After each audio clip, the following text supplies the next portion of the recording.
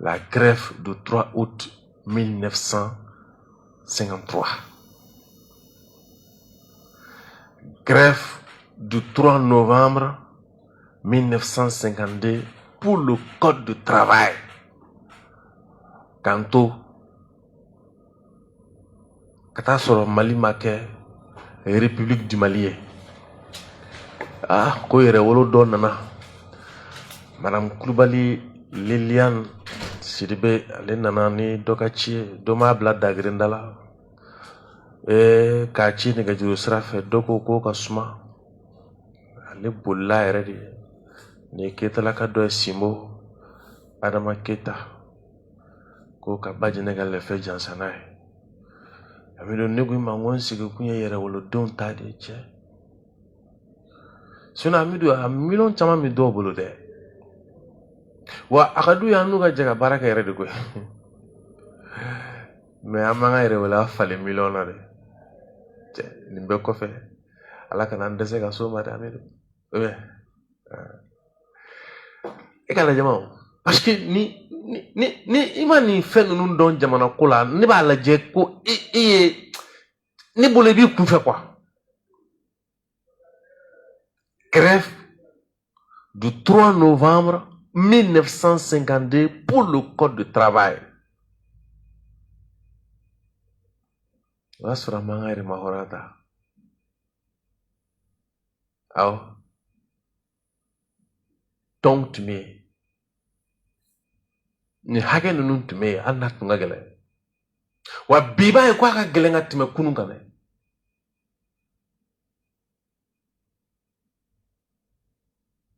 Kasabuke politiki dombalia nyaye mi kan dadu ka foko tuma mina meta fo mogo do nyana kwa mina sirata no ye ba murbu keta na joka sirai ni adof ma fo ko aka ko kadanyi me murbu ka sirako ni ma murbu ka sirako te doro shiu bulu to minni abe talike la kale jugula la kale jugu min kera dibiyo kungulo kono ka juga sime sigi dusukun kono note onye fem bolo dan hamidu anya bolo dan ko parce que munun kona binye minun kona onye olu sira ka ke olu ya ke chugumina ku ka feraw nyini ya san refe se ka te mo sira fe mais hamidu wakati do kun kera akunya be ko rofli nga ya fadeli kala an yere ya fara no ye ministre Ablaye Diop son excellence ministre Ablaye Diop ministre chargé des relations diplomatiques mais des affaires étrangères. Aliko wakati la ko olu ye min don ko ba moro keta nunu mo don yawa jo kuma o mano ka jien kono de parce que ite moro don fika bo mali ngona bon mo do fele be bora mali kona no et se ka moro donner parce que e be sira munun kan o ye e bi ta e ka tunga la e bi te ka chiwora la e bi te ka voyage nun ke mais ete a jamana mara sira etu don donc ni ta jamana mara sira don ini mauti gere nyona wal mai te gere kula komi ba to ka do femme sina donc a dona malo ya do ko jamuru bo malo ere ko do ka kula adola ni ninkera jamana fama do ka kuma ye adum ye ko on ka bara min ke am ka bara ke ko ka sabu ke am fe kan senda am be ma ko senda la politique sera wara bi fo jongo sera ta la re ami apmon no na fora e ba me ka teme quoi mais na fora on ta me ka teme parce que am do abla bala femina am apse ka wolo femina o de tema kuma mina banaw na sigi fangala banaw ka kuma kera banaw ka kuma kele malion ko anyene bora ni abe bane maliko mo subhanallah parce que kuma munu mi ka fo anga na nyo nege ka fo kibini ito a mechugo a fochugo ni ebe ka mechugo minga kibini toyi o ba ira ko jamana tasira c'est comme na fo ni mami mila ni kena tigra mo ko na sogoli ke kaka midu tay bien mbolo ma turala aturala Ouais, mais kena tigila mɔgɔ b'a dɔn k'a fɔ ko biɲɛ bɛ turu yɔrɔ dɔ de la. Tiɲɛ don a bɛ turu farisogo la dɛ, mais farisogo yɔrɔ dɔ de don. Wa o bɛ ɲini ka bila ka taa yen. Wa o bɛ cogo min na dɛ, politiki fɛnɛ a kuma n'a kɛcogo n'a tacogo bɛɛ bɛ taa ten. N'i y'a jɛ dɔrɔn, n'i y'a jɛ a ma f'i ɲɛna i y'a jɛ. N'i y'a pikiriji bila ka taa dɔrɔn, a tigi kɛra a ye. Amidou, o Modibo ka sira kelenw kan. Parce que m'a f'i ɲɛna ko Modibo ka sira dɔw bolo Modibo tɔgɔ dɔrɔn de dɛ, sinon o tɛ fɔrɔ da la dɛ. Wa o tɔgɔ in tɛ dɔwɛrɛ si yɛrɛ mankutu tiɲɛ. O mankutu tiɲɛ, ne y'a dɔn ko Modibo ninnu m'o jɛ, wa an t'a jɛ.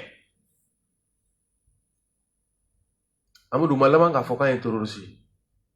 ye. Ne b'a dɔn. Walahi ne b'a dɔn k'an t'a jɛ. Parce que kabi ko ninnu ta yɔrɔ la, an taara bonya da mɔgɔ minnu kɔrɔ, i bɛ kuma minnu mɛn i b'a dɔn a bɛna laban min na. Mun bɛ labɛn?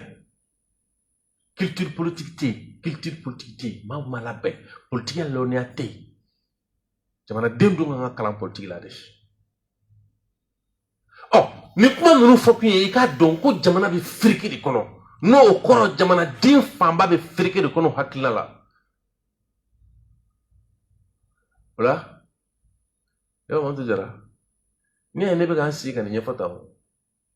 Bon, tiɲɛ don maa dɔ nɛn bɛ se ka ja. Mais ne bɛ k'a fɔ ni profondeur d'idée min ye, ne bɛ k'a fɔ ni kuma dunya min ye. Cɛ, ni so tɛ o tɛ se ka kɛ dɛ. N bɛ fɛ ka min f'i ɲɛna o talen don so de ye.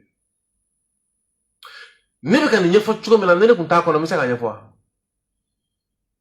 A dun bɛ ka ɲɛfɔ an balimakɛ bɔra ka na an jansa san 400 o b'a yira ko min bɛ ka fɔ ale bɛ k'i yɛrɛ y'a kɔnɔ min bɛ ka fɔ ale b'a dɔn ko nin bili hakɛ ko nin bɛ se ka faso dɛmɛ ka faso jama dɛmɛ o kɔrɔ ale b'o kalama n'a ɲɔgɔnna caman a se bɛ minnu ye o n'a se tɛ minnu ye o n'a se bɛ minnu ye n'a kɛra tu la bɛɛ fana b'a la o fana b'a la cɛw a kɛra ci la ala ka kɛra k'i la parce que an fana bɛ ka nin kɛ ni karaba de ye Amidou o siratigɛ la a bɛna mun fɔ a ko jeli man ka politiki kɛ quoi o t'a fɔ ten yan yawa o t'a fɔ ten yan o mɛ n'a ma politiki kɛ a bɛ nin ɲɛfɔ aw ye cogo di a bɛ nin dɔ fɔ bɔ cogo di a b'a tami oui a bɛna tami c'est grave hein kaka ko a ka kɛ mɔgɔ ye kunu jɔrɔ min tun b'u bolo k'e ka kɛ mɔgɔ ye ko ka mɔgɔ fara ɲɔgɔn kan mɔgɔw dun bɛ fɔ ɲɔgɔn kɔ politiki sira de kan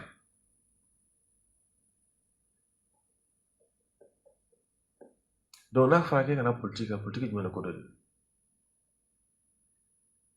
ni ko bi ko ne ka Mali jeunesse fara ɲɔgɔn kan ne b'o kɛ cogo di de sumukɛyɔrɔ la a bɛ ka min wele a bɛ ka i t'a fɔ jɔnni yɛrɛ i t'a fɔ ko jɔnni an ka jɔnni t'a tɔgɔ ma n bɛ se jɔnni na de non bon an ka to yen sa mɔgɔ kana na o de bɛ mɔgɔ fara ɲɔgɔn kan e pourtant bi n'a fɔra ko ka Mali jeunesse fara ɲɔgɔn kan bi i bɛ cɛ caman wele bi ko jeliw don i bɛ cɛ caman wele bi a bɛ tan a bɛ tan a bɛ tan a ka nɔgɔn ne bolo n'olu yɛrɛ n b'o f'i ɲɛna dɛ o bɛ ye quoi a ka nɔgɔn ne bolo n'olu yɛrɛ mais mun olu tɛ se ka kɛ parce que u kan ka mɔgɔ fara ɲɔgɔn kan sira min fɛ n'o ye jamana ko o tɛ politiki ko o t'o kɔnɔ a tɛ se a ye a tɛ se u t'a lamɛn yɛrɛ parce que a bɛ ka discours min teni politiki mɔgɔ t'a dɔn a bɛ ka min fɔ yɛrɛ parce que profondeur dunya min bɛ politiki kɔnɔna na n'ale t'o wururi ɲɛ dɔn a ka kuma bɛ k'u bolo n'a fɔ a bɛ ka ziri de la i m'a ye an bɛ firike la cogo min na bon firike min bɛ maliden na o firike o de y'a jugu fɔlɔ-fɔlɔ yɛrɛ ye o de kama an bɛ sɔn ka sigi ninnu kɛ sigi ninnu senfɛ kɛ ni lasiriba ninnu kɛ ni lasiri minnu bɛ maaw bɔ kunnasiri kɔnɔ ka yelen jɔ ko kan i ka se k'a dɔn jamana ta bɛ taa cogo min na o la an bɛna Alizeri ko wulilen minnu b'u yɛrɛ ye ten n'u tɛ ko kunna u tɛ kuma mɔgɔ tɔgɔ la u tɛ sira kɔnɔ a ka d'u ye cogo min na u b'a fɔ ten Alizeri ko wulilen Amidou olu nana wuli de ko an k'an kɛ Alizeri kan an k'a buruja an k'a fa neni an k'a ba neni a y'a kɛ tan bon an minnu ye siratigiw ye kɔrɔlen dɔnbagaw an y'a dɔn an ni Alizeri cɛ tiɲɛ dɔ de bɛ yen an fa tiɲɛ an bɛnbakɛ tiɲɛ de don C'était l'héritage. La relation entre l'Algérie et le Mali, là, c'est un héritage politique, diplomatique, historique. Amunu ko kanyo jamana o maw kebaro cheta dunye am segan sigi ka kulongo la amilu. Oh, ministériable job ye min fo akula nga jenga fo kula. Nous savons qu'il y a beaucoup de journaux qui ont repris cette information. Nous n'avons aucune confirmation, aucune déclaration officielle des États-Unis. Ah ouais. Ni Félix Kerame, Chininala Sona, Ambe, Ako, Nati, Algérie, Ganko, kan ministériel job qui est lassé, ok? Aywa. O lassé, avant wasa, koseba, Chinia, Hakili, Jigin Boloma, Nala, Zuna, Menanaï. Anye fɛn fɔ Algérie ko la na sigi o de kan ka fɔ ko sira kɔrɔ de don sira kɔrɔ don jɔn y'a da an kun b'o de wele k'a fɔ ko Modibo ninnu ka sira bon e bɛ k'o kɛlɛ kɛ i ka jigiya kɔnɔ kabilatigiw dugutigiw alimamiw jamana maa lafalenw ni jamana maa laselenw minnu kan ka se ka o taali kɔkɔrɔ don olu dɔw bulokelen don miirina min kɔnɔ Modibo ko in dɛ o kɛlɛ bɛ kɛ cogo di. Bon, ce sont des erreurs du passé. Filurido, mounou kanka la clé. Ko de kerani wati lama nunu kono, anye fait mounou vécu, nous anye mounou nye mana, anye mounou nye jugumana akaboka da, le fait kono, ne badjene ka le fait. Na boraka dabato. Ko nataw ami taye ami nafan sɔrɔ olu la ami tafani nafan sɔrɔ n'o tɛ an filɛ cogo min na ko bi cɛ an bɛ fereke ba de kɔnɔ fereke min taayɔrɔ ye hakili yɛrɛ ɲagamina de o la kibaruya y'an sɔrɔ ba jɛnɛ ka lɛfɛ jansa ka fara Sumana Tarawele kan n'o ye 200 de Alpha Konate o ye 400 de cɛ ko sigi min n'o bɛna kɛ tugun le 4 boloma fɔlɔ bɛ ka na le Umar Bagayogo Allah en tout cas Bagayogo jelilakaw a numunakaw yɔrɔ numu ye bamananw ye n'i y'a mɛn ko sanu n'i y'a mɛn ko nɛgɛ a bɛ don a tigi ye numu de dɛ olu de y'a dɔn ko sanu bɛ yen olu de bɛ sanu dɔn olu de bɛ warijɛ dɔn yakuma ninnu ta kɔni kɛra olu bɔra numu ɲuman ye de dɔnniya min b'olu la olu de y'a dɔn nin bɛ se ka kɛ nin ye nin bɛ se ka kɛ nin ye k'a dɔn ko bɔgɔ fɛn b'a la min bɛ se ka sɔrɔ ka bɔ a la k'o kɛ nɛgɛ ye olu tun y'an ka sabaw de quoi u nana an ka lɔnniya la gosi ni numuya la gosili de ye an ka lɔnniya an bɛ m'a fɔ an minnu m'an sigi kumaw la dɛ an kan ka kɛ tan dɛ farafin ye nin ye dɛ ayi dɛ numu ta kun t'o yɛrɛ numu tun b'a kɛ ka yirila de wali sini u bɛ se ka kɛ nka u nana ala minɛ k'an ka lɔnni y'a kalifalen don mɔgɔ minnu na dɛ yaasa ka lɔnni nasira girin u nana dumuya la gosi an bolo den camanba de bɛ yen i bɛ maa caman i bɛ wajulikɛla i bɛ laselilikɛla caman ye u t'a dɔn yɛrɛ ko o fɛɛrɛw de tigɛra ko baaraw kɛ an bɛna n da don walanda la n ko kalo kelen de b'an bolo baro de bɛ yen n'a dama to aw la a da tɛna to na ala ta kɔfɛ awɔ kɛ anw minnu ye jatigiw ye n'a dama to la ne b'a dɔn ne ye maa min a da tɛna to ne na Amadu tɛ jeli jatigiya fana ye kalenkan de ye o siratigɛ la sa o sigi kɔnɔna na Umar Bagayogo k'a ni sɛ 400 an balimakɛ dɔ tɔgɔma na fana ye 400 de Amiru ni sigi min lakale tariku la n'ala ka jɛ kɔni ala ka labɛnw sabati maa bɛna wele minnu bɛna kɛ nin kɛnɛ in kan minnu bɛna kuma fɛn bɛ tali kɛ karamɔgɔ Sakala ne honorable kuma bɛna di mun ma ɲinini bɛna kɛ cɛkɔrɔba ka cɛsiri ni cɛkɔrɔba ye baara minnu kɛ ka ko bɔ dibi la ka n'u bila yɛrɛ kan baaraw bɛna ta ka na n'a ye a ka kan ka kuma jamana kɔnɔdenw fɛ n'an tora tan man ɲi walawalali tina n'an tora tan jigiba ni jigi wɔɔrɔ de bɛna n'an tora tan bɛɛ ninnu ye cɛsiri minnu kɛ ka na ni hakiliw maaw dale u yɛrɛ la ka dusukun fɛrɛ ni faso ko ye hakili bɛ girin ka taa fɛ kuma minnu bɛ fɔ ko n'i y'a kɛ jamana ye ko i ta t'a la o kuma bɛ na jidi dusukun kɔnɔ dusukun bɛ la datugu tugun ni miirina jugu ye a bɛna wolo hali bisa jamana gɛrɛntɛ de la a bɛna wolo de la o la Hamidu nin tun ye kuma ɲɛbilaw ye ka ɲɛfɔli kɛ le 4 septembre nata Cani Amadu Jikɔrɔni a bɛ tali ka Amadu Jikɔrɔni ka fatuli la dɛ mais an kɛlen k'an bolo ko an kɛlen k'an bolo bɔ Amadu Jikɔrɔni kaburu bɔgɔ sanfɛ maaw nana jɔ an tɔnkɔrɔ k'a fɔ an ɲɛna ko an ka taa biji la ne ye mobili boli ni bɛn ni an maa 4 tun bɛ mobili kɔnɔ an tatɔ minnu b'an dɔn minnu ye ne ye Valan na minnu ma ne panansi yɔrɔ la komi an ye mobili arlantila ye minnu b'i dɔn fɔ bɛn an sɔrɔ an bɛna taa biji la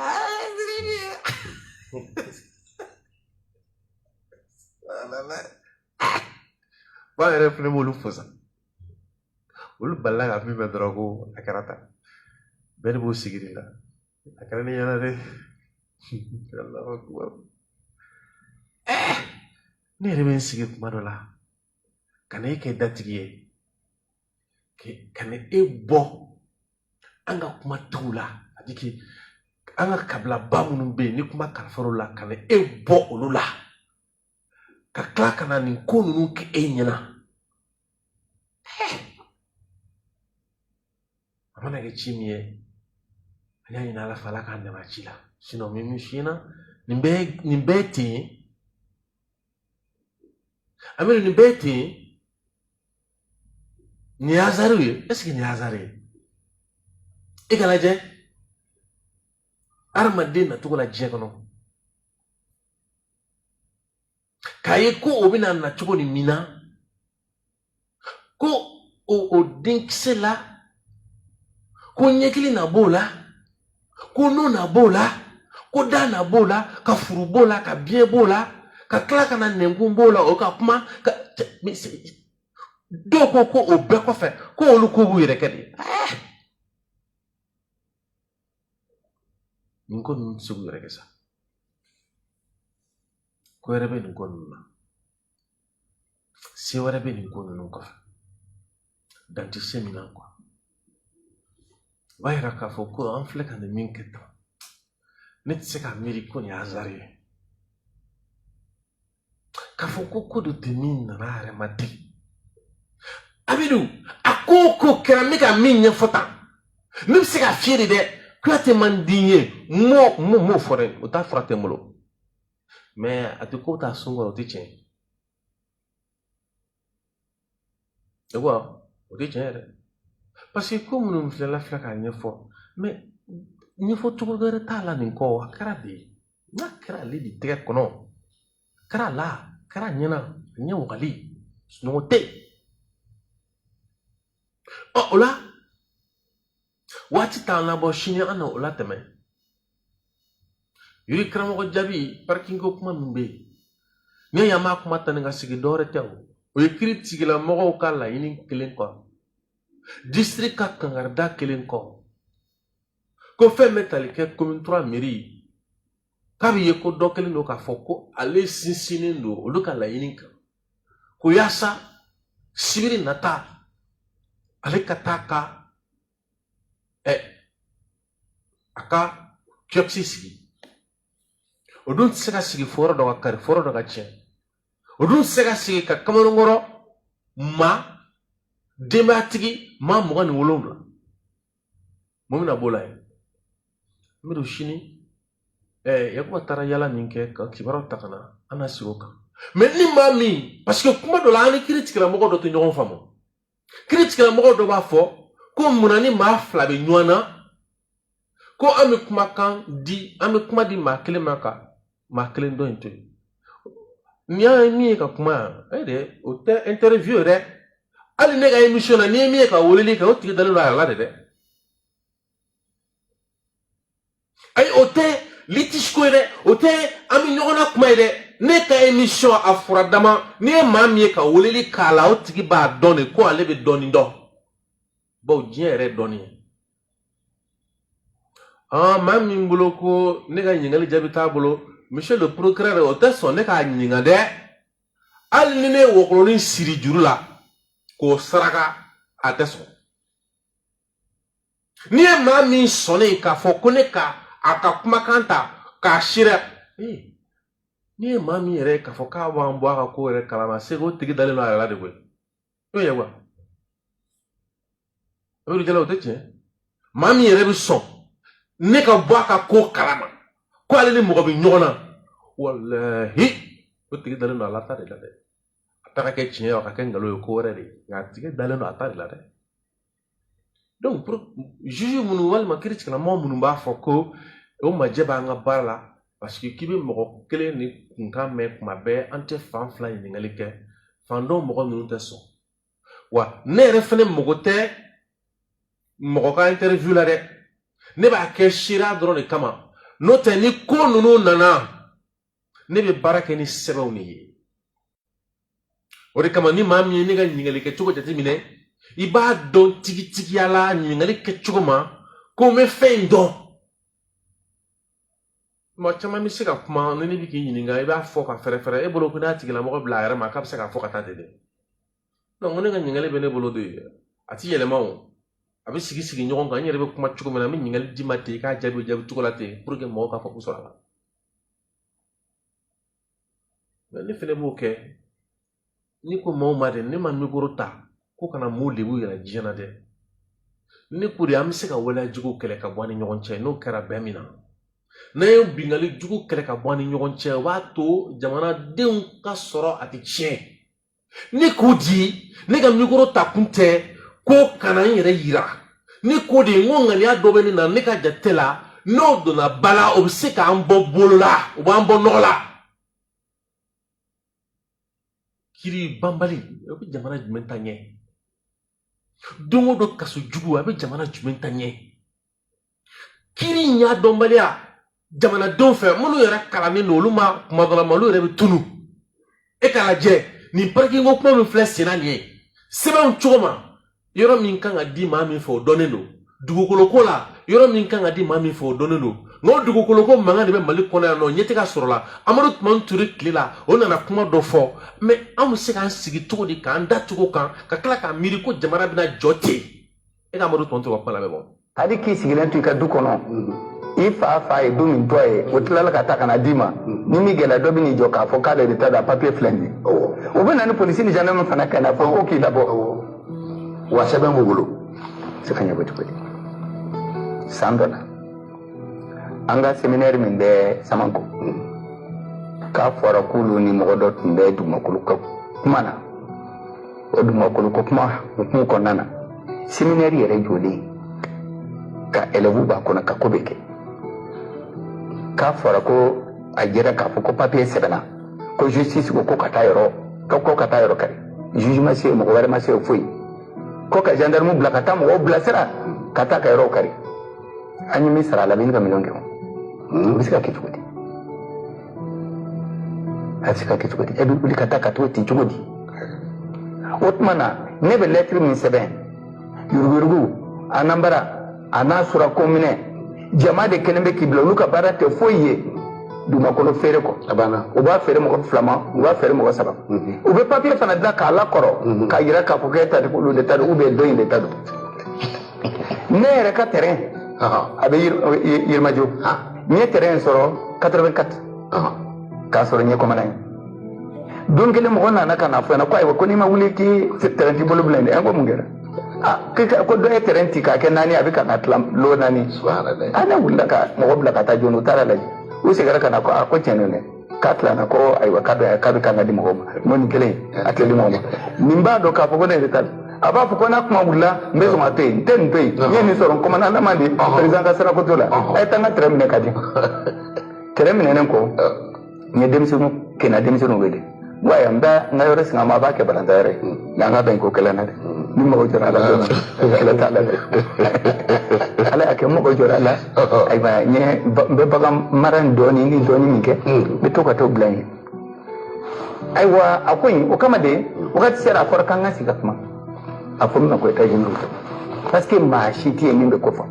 anone na be bolo me ko kelen kon bala ko kelen durban ko be yoro mali ko na mali ta c'est-à-dire jamana état de tal abise ka sinima abise ka jurudi la abise ka dima mais jamana fanga baka kosobe même ni sera obedla ni yoro sera ka foni akat ni metemen keta la ka kaduna abi comme président Ibrahim Boubacar Keita amina sera ba minjo ay onaka koko ubebeta ay ba sekiba akon sona mais ambe koko kura gure obedla kadama anona ay wa onyo utmande wede yake ka fo même ni tado même ti fonce bibulu na kar jamana mi sekata mais jamana sekata ka bo shira ka soro fama di faka kuma donc ko beten uye sigile miki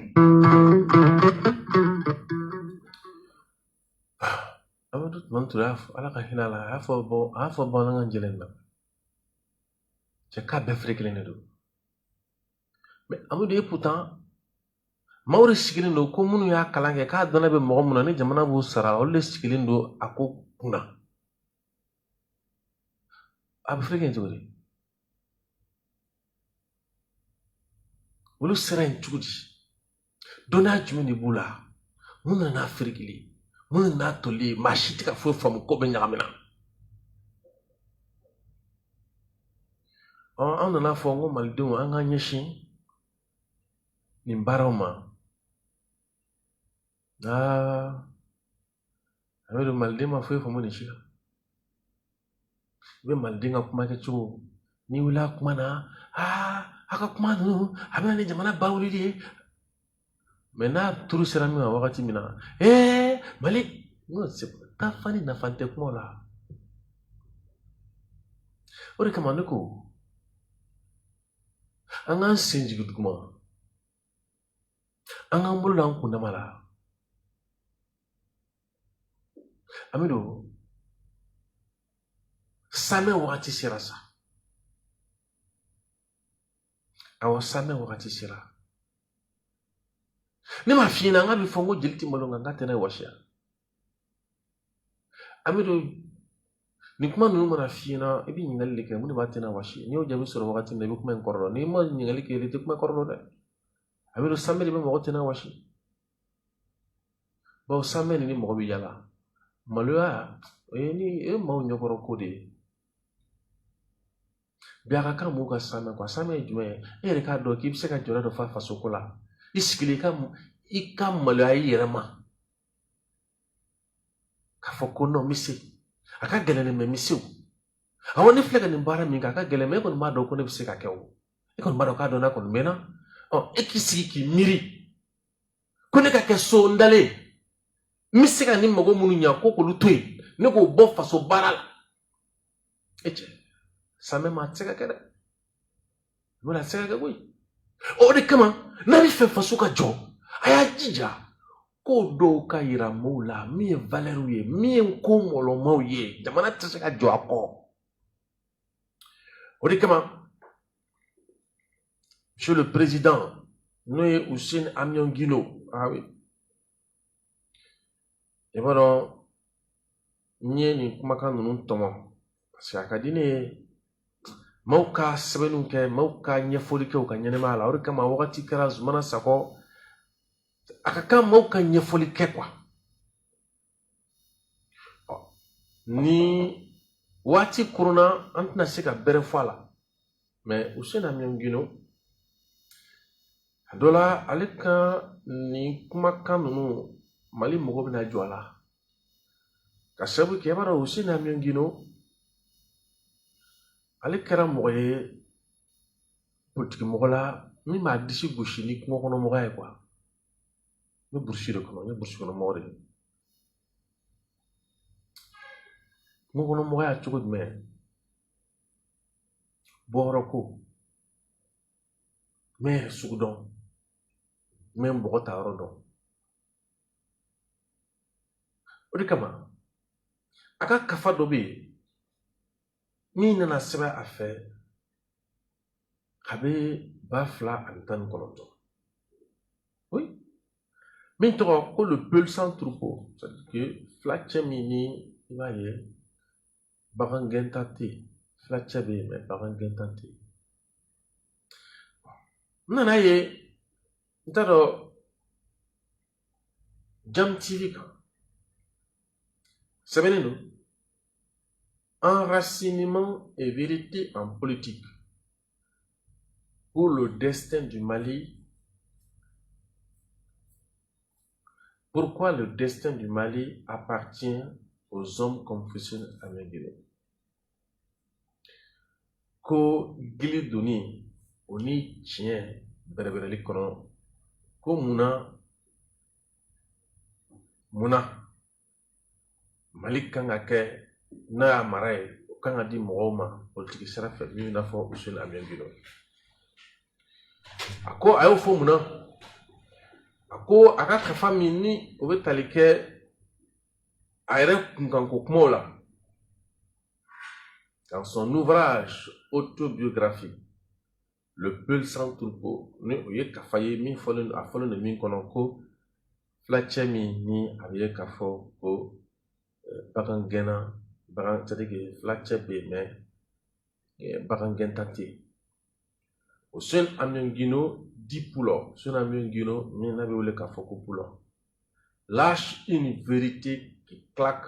comme un coup de fouet dans le silence des salons climatisés de la capitale. Ko a ye kumakan bila kumakan min ni u bɛ gosili kɛ n'a fɔ busan tuma yɔrɔ la yɔrɔ min bɛ tali kɛ an ka bonbaw minnu ni a bɛ ye ko sumayala m'olu kɔnɔ c'est climatisé maaw cɛ la n'o ye politikimɔgɔ ye politikimɔgɔ minnu dadilen don. Mon intime conviction est que l'homme politique doit être en phase avec les réalités sociales et culturelles de son pays. Ko ale ka faamu na ni maa min bɛ ka laseli kɛ ka kɛ Fussine Amengele ma ko ale ka faamu na dɛ ale sɔnnen bɛ la ko maa kan ka kɛ bɛrɛbɛrɛ tigilama ye maa min bɛ yen n'a bɛ ye k'a fɔ a bɛ jamana dɔn a bɛ jamanadenw dɔn a bɛ kabilaw dɔn a b'u ta cogo dɔn na cogo dɔn wagati koronna o surunya ma sini an na nin walanda in tɔ fɔ kuma minnu bɛ ka fɔ o kuma in bɛ bonya kama o de kama n b'a fɔ parce que an ka jamana kɛra fereke fasugu dɔ de ye jamana yɛrɛ tɛ taa c'est comme n'a fɔ sisan mara tun bɛ dugutigiw bolo mara bɛ jamanatigiw bolo mara bɛ masakɛw bolo mara bɛ kɛ o kɛcogo de la mara aw de ye politiki mara kɛɲa ni mara kɛcogo o lɔnniya tɛ jamanaden minnu na mara bɛ kɛ cogo di o jamana kɔnɔ o jamana de kɔnɔ i b'a ye mara yɛrɛ kɛɲa n'o ye politiki ye u ko k'u t'o la mara kan ka tɛmɛ mɔgɔ minnu ka bolo fɛ a mana k'a maa sugu o sugu i fintigilakaw a fɛn o fɛn min mana kɛ mara kɛbaga ye politikimɔgɔ de u ko k'o tɛ politikimɔgɔ fɛ nka u bɛ ka girin jamana minnu kan u bɛ ka jamana minnu sɛbɛn fɔ o jamanaw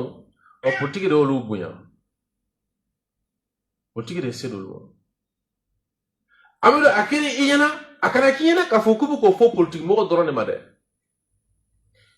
minnu nana k'olu ka wuyangeli kɛ n'olu ye révolutionnaire ye mun fɔli ma o juguya politikimɔgɔ ta ye donc finalement kuma ye laɲini nin de ye o la an tɛ bi ta jɔ yan an ka sira di kɛnɛmamɔgɔw ma kɛnɛmamɔgɔw fana k'u ta fɔ a la sini fana don wɛrɛ min fɔra bɛ o bɛ wasabɔ ba jɛnɛ ka lɛfɛ kɔnɔ kuma la sa dɛ donc minnu ye lɛfɛ jansa k'u ni cɛ minnu fana bɛna jansa fana k'u ni cɛ sini ye don dɔ fana ye o la ko maa bɛ se ka weleli kɛ i hakili jɔra ko min kan 76 65 09 89 68 61 23 87 jamukan o ye ba jɛnɛ ka lɛfɛ ba jɛnɛ ka lɛfɛn bɛ sigi an fɛ tɛnɛ o tɛnɛ alamisa ka daminɛ tumare 9 ka taa bila tumare 1 walasa an ka masala kɔ kuma ani kuma n bɛ sira di kɛnɛma mɔgɔw ma yaasa o fana bɛ se k'u hakilila fɔ cogo min na ka kɛ ni hakili jɔra fɛn minnu kan jamana ko la n'a fɔ an sigi kun ye cogo min na o tɛ 76 65 09 89 Amidou ale bɛ fɛn bɔ a sen kɔrɔ.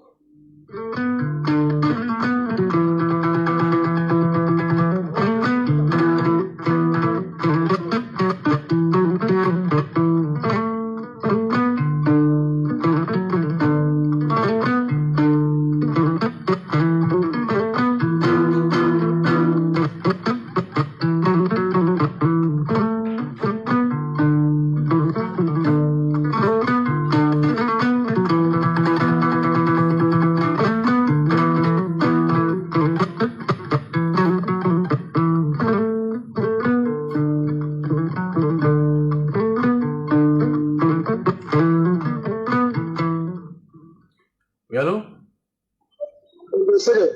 Nam. Ma.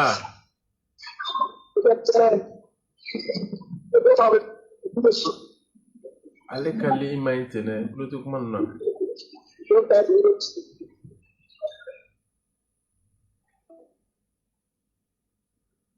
Ah, Midou ka to doni parce que ale ka kuma kanunu.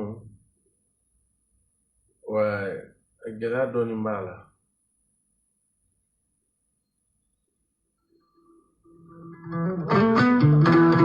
Frère 76 65 09 89 68 61 23 87 ka anwale ki hakilna da ama hakili jora fɛn kan kɛ o de la Amidu jamana ya bi jɔ n'ala ka jɛ mais a ti jɔ cɛsiri kɔrɔ Amidu an ka sɔn ma dɛ n'an sɔnna ma dɔrɔn fɛn bɛ dilan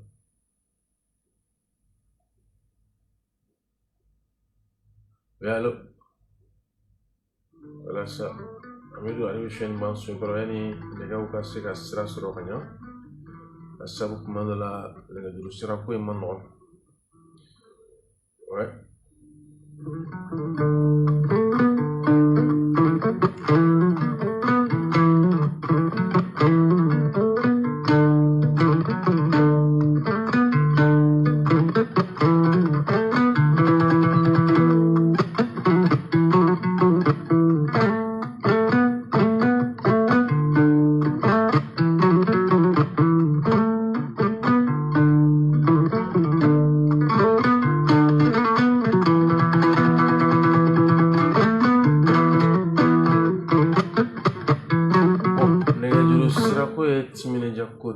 Kuma dɔ la sira ninnu ma nɔgɔn mɔgɔ bɛ se ka weleli kɛ 76 65 09 89 minnu tɛ ka se ka don k'u ka hakɛto b'u ye Amidu jɛnatigɛ ko ye nin de ye fo an ka sɔn ka tila ka jateminɛ kɔfɛ ka d'a la o ko n'a ma ɲɛ f'i ye t'a ɲɛdɔn dɛ a bɛ fɔ cogo min na ko c'est en forgeant qu'on devient forgeron ouais. Ni ma taa fanda la min min f'i ye ba ninnu fɔlɔ an tun b'a wele ten ale bɛ min kan lɔnniya min kan min na min f'i ye tɛ se k'o labaara dɛ awɔ kɛ o cogo min na dɛ nin ko minnu na filɛ ka lakalan ni aw ye nin ko ye ko de minnu kɛra ka tɛmɛ minnu ɲɛdɔnna o de kama n'a bɛ ɲɛfɔ a ka nɔgɔn o de kama min kɛra ka tɛmɛ an bɛɛ ɲɛna sisan n'a ɲɛfɔra tuma la a bɛ kɛ mɔgɔ ɲɛna n'a fɔ ko kura tɛ ko minnu bɛɛ ye ko de ye minnu tɛmɛna mɛ a dɔnnen tɛ on a n'a donnenta avec foddo mina abi ka foko ko kura do doni ne dina nan sigisa ka fo jamana bi gila kono na fa abadu don turi bora ka fo chona mais oyi ama kono san joli joli avec afrique do bulu munu ko ku akalange furwa chaw kono seba wari bete munu fi avec afrique mo go bulu kiri tigila mo kiri kalfa no mo ori kama kunu yafo ngo dugu kulo fente kapta bulula sigoro redo min tay mi o kan ga don ka sabu ke seben flama nga sorala ne go male mo muna bi fe ka dankare dugulo kele la de ay dankare seben fla bola ni seben fla ira abila anana chugo mo ga nyini akara chugo do tay ngalo ni min tay ngalo amido ni fe ira la mi me famo ni fe ira la min sigilin ka jana jole ça me boni mangan kono boy ba ko ibo lu besoin mun exprimer c'est que ibo lu mun façon ko era la de abli kuno ko façon jama mu ta la de ana sa toro bu ko mo fene gela do de man fu bi se ka tan to ni ko do te de ça me mo la dona ka fo ko shini fene do do wala ko ka siga kan jama be ka fere termina au 79 08 36 34 donc munu ma se ka don nega juru malama a fere fiemi mala orelien wala amido ala ka je ala ka mbashi feki miriya